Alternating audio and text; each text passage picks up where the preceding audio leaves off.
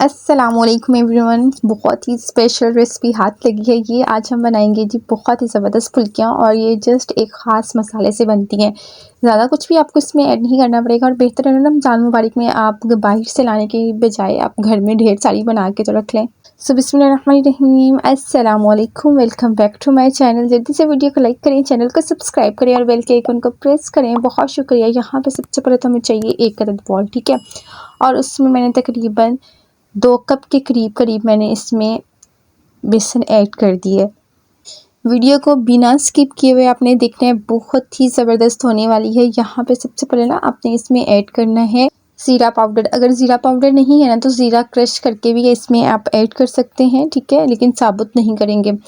इससे जो टेस्ट आता है ना वो माइंड ब्लोइंग है, बहुत ही अच्छा इससे टेस्ट आता है। आप ज़रूर जब भी फुल्कियाँ बनाएं उसमें ज़रूर ये डालें। उसके बाद ना इसमें मैंने नमक ऐड किया है 1/2 टीस्पून, ठीक है, और उसके बाद मोस्ट इम्पॉर्टेंट इंग्रेडिएंट है ये है जी मेरे पास कसूरी मेथी। और आपने कसूरी मेथी को इसी तरह ऐड नहीं करना, और कोशिश करनी है कसूरी मेथी में से ना आप जस्ट इसके पत्ते पत्ते निकालें, ठीक है, जो इसकी डंडियाँ हैं ना वो बिल्कुल भी ना निकालें, जस्ट पत्ते पत्ते निकालें और हाथ से रब करते हुए ना आप इसमें ऐड कर दें। और उसके बाद एक और बहुत ही इम्पोर्टेंट इंग्रेडिएंट है, वो भी हम इसमें ऐड करेंगे, लेकिन आगे चल के। सबसे पहले तो आपने इसको अच्छे से मिक्सअप करना है। पानी नहीं अभी ऐड करना, लेकिन पानी के बगैर ही आपने इसको अच्छे से मिक्सअप करना है।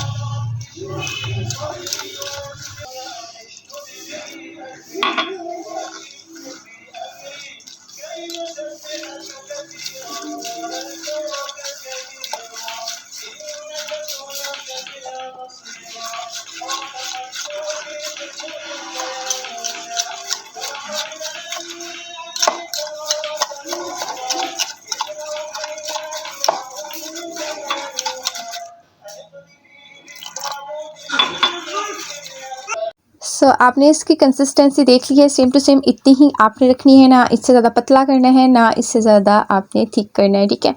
अब यहाँ पे मेरे पास है जी बेकिंग पाउडर। आपने बेकिंग पाउडर इसमें ऐड करना है, जिससे ना ये फूल जाएंगी, जितनी भी फूलेंगी, लेकिन जब पानी में ऐड करते हैं तो फिर और ज़्यादा फूल जाती है। सो मैंने इसमें ना 1/2 टीस्पून से भी थोड़ा कम ही बेकिंग पाउडर इसमें ऐड किया है। उसके बाद अब आपने इसको फिर से अच्छे से मिक्सअप करना है।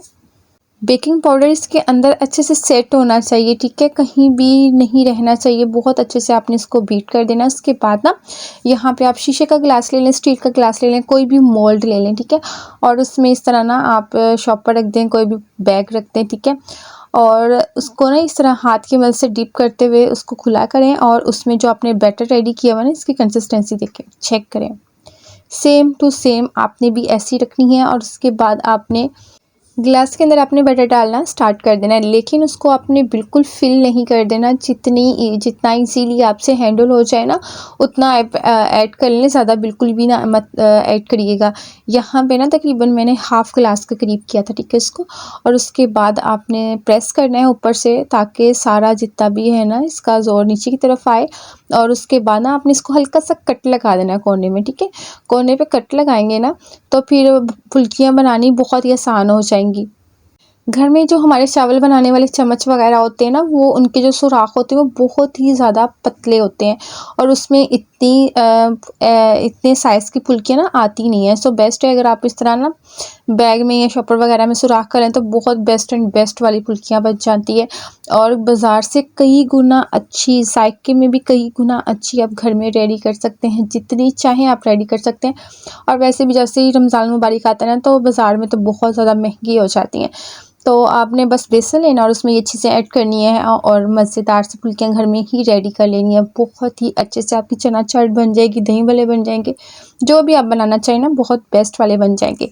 और उनके लिए सबसे ख़ास मेन टिप कि इनको क्रिस्पी कैसे किया जाए ना, तो बाज़ार वाले अगर तरीके से मैं आपको बताऊँ ना, तो वो क्या करते हैं, वो छन्नी इस तरह डिप करते हैं, भलियों को नीचे की तरफ प्रेस करते हैं फुल्कियों को, और फिर उनको क्रिस्पी करते हैं।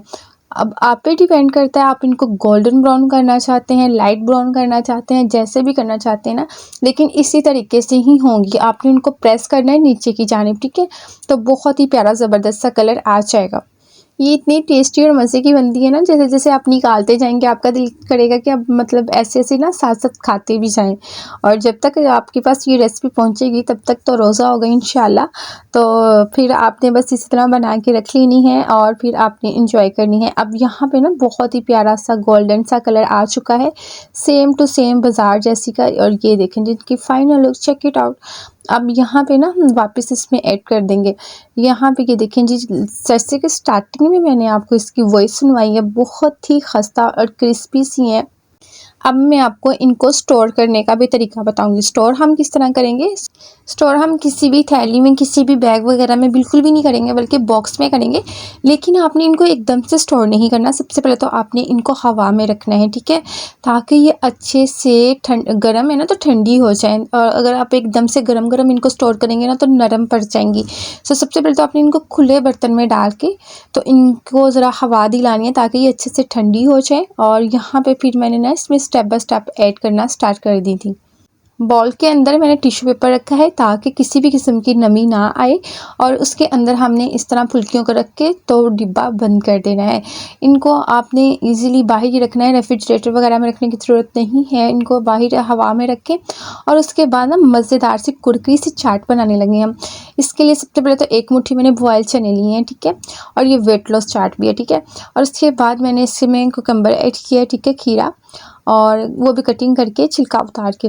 उसके बाद अब मोस्टली फुल्कियाँ क्या होती हैं कि इनको हम पानी में डिप करते हैं, इनको फुलाते हैं, लेकिन यहाँ पे मैंने पानी में डिप बिल्कुल भी नहीं की है, ठीक है। यहाँ पे ना हम इसी तरह खस्ता सी कुरकुरी सी चाट बनाने लगे हैं, तो उसके लिए बस ऐसी ही हमने फुल्कियाँ ले ली हैं। और ये वो वाली फुल्कियाँ हैं जो बिल्कुल नीचे नीचे बारीक सी हल्की सी, ठीक है, जो होती हैं वो वाली मैंने नीचे वाली ली हैं, ठीक है, बड़ी वाली मोटी वाली नहीं ली हैं।